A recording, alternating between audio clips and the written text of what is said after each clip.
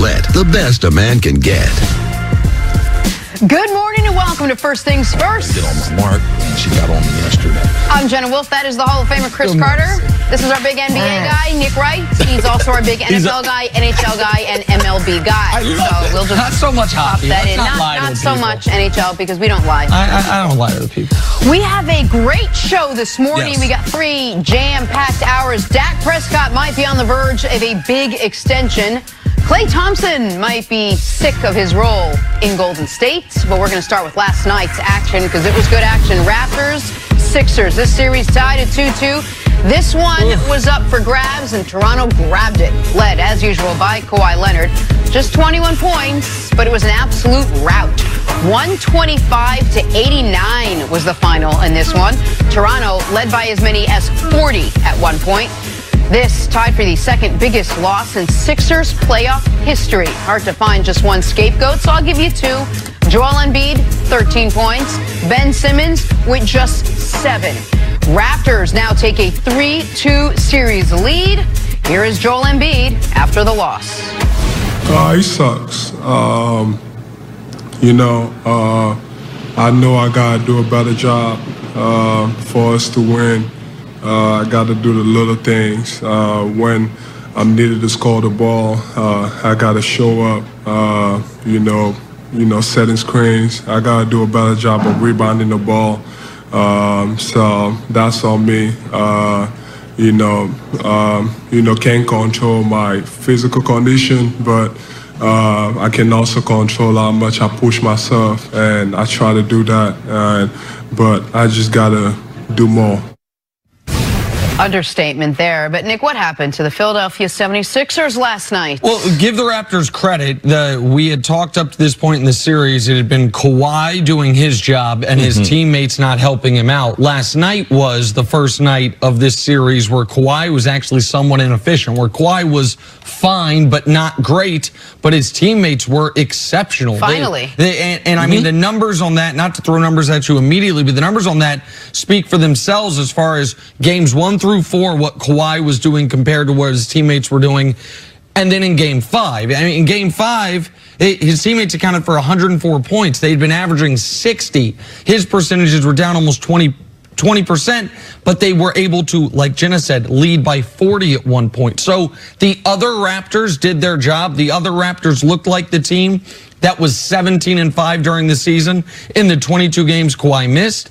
But unfortunately, the bigger story is not, at least in my eyes, about the winners in Toronto. It's about the losing team in Philadelphia that was just dominated from the into the first quarter to the end of the game. This game, we had a ball game. To be down by 40 in a game that's a 1-point game at the end of the first quarter means those final 3 quarters, you just got obliterated. And see, they got obliterated in a game where Jimmy Butler stepped up. Tobias Harris had a decent game. But the 2 key pieces of the process, Joel Embiid and Ben Simmons, for the second straight game did not show up. The second game in a row where they had a chance to take either a 3-1 or a 3-2 series lead.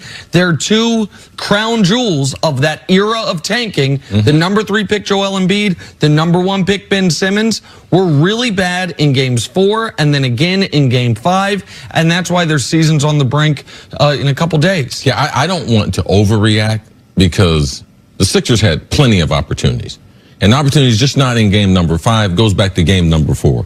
Joel Embiid has a point-blank range layup, opportunity for Philly to take the lead late in the game. Because if that shot goes in, it's a different story. In game 4. In game number 3-1 going into game 5. Yes, then you have an opportunity to have a bad game. Joel Embiid's been battling his health, but it didn't go in. So they didn't have any margin. And to think that, Nick, you had pointed out, like how important game number 5s were with the series tied 2-2. The team that wins that series is winning. The team that wins that game is in just a gigantic position of strength historically. We've seen teams come back from 3-2. It's not like coming back from 3-1. But they are winning 80% of the series. Absolutely right. You're winning just over 80% of the time if you win game 5 in a tied series. So for me, the biggest indictment, knowing the coaches have told the players that, how important the game is, how flat just the team was. Now, they came out with an initial burst and everything, and I'm not going to make an excuse for Joel Embiid and his health. Because as a superstar player, we have seen other superstar players under great duress being, deaths in the family to sicknesses. That if you're on the court, as my man Shaq said last night, you should be accounted for, and you're not making any excuses. So Joel should be able to do other things to be able to affect the game.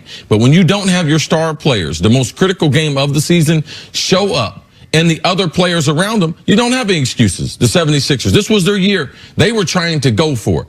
And you talked about LeBron moving to the West, the teams in the East. You wanted to be in a position that when LeBron left, or if LeBron got injured, that you were ready to capitalize, and that's what they did. Elton Brand, as the general manager, pressed play on this thing. They could have taken the long view. They trade future picks for Jimmy Butler. They double down on that. They trade 2 first-rounders for Tobias Harris. They go all in on this moment, seeing the weakness in Boston, seeing that maybe Milwaukee doesn't have the experience. You don't know what Toronto and Kawhi are going to look like in the playoffs. They said, this can be our moment. This can be our year. And while Boston is catching a ton of heat for how disappointing it's going to be that their season ends in the second round, a close second on disappointment would be the Philadelphia 76ers if their season ends in the second round. That's why you can't predict how a team will be based on what it looks like on paper. It's the same thing we say with the Cleveland Browns. On paper, they have a great starting 5 and everything should work great, and they somehow couldn't find a way to make this team work. But when Toronto's bench is playing like it did, when they can, I think they had 32 points off the bench when he's only giving you 21, Kawhi Leonard, and they're able to dominate like that. How unstoppable? I mean, what else can Philly do to get back into this series when you have Toronto playing with everything working? Well, this is the Toronto that we had seen during the regular season, and we had a hard time seeing the same thing. Now, we know, Lamar DeRozan for Kawhi, we feel like Toronto's better. Yep. But their bench has been good. We didn't know the impact of OG, him being out with the appendectomy, how it would affect the team. But we still thought their bench was better.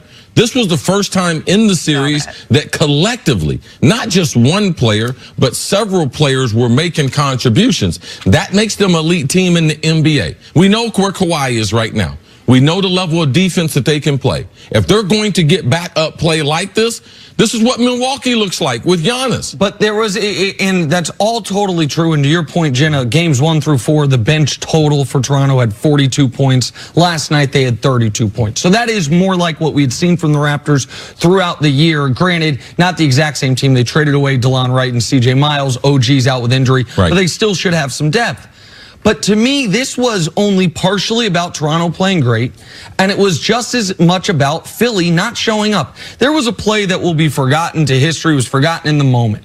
But there's a 21-point game at halftime. Philly cuts it to 13. Toronto then goes on a bit of a run. It's a 16-point game midway through the third quarter. It's still a ball game. Philly calls timeout to try to stifle Toronto from going on a real run. And this is what happens coming out of that timeout. You just have the ball taken from you. Kyle Lowry just says, no, we want this. They get a foul. They get the free throws. And from that, then all of a sudden, Toronto's up by 24, and the game's over. It's deflating. Phillies, nobody showed up for Philly. And I thought Chuck, at halftime, Charles Barkley, made a really interesting point, which is even if you don't hold Embiid's illness against him, he said, when you're the star player and you are just publicly and loudly sick. Oh my gosh, yes. The way it deflates the energy from your team. Yes, it puts more pressure on them. And it saps them, he said, of their confidence. Yes. That even if you know you're not going to be able to play up to your level, try to hide that from as many people as possible. Not just the opponent, but your own teammates. Because they didn't have the swagger that we see Philly have when Embiid is playing well. And they didn't have the swagger coming out of the gates when we didn't know Embiid was going to be able to play well. And the other element there is, they do have the #1 pick of a draft,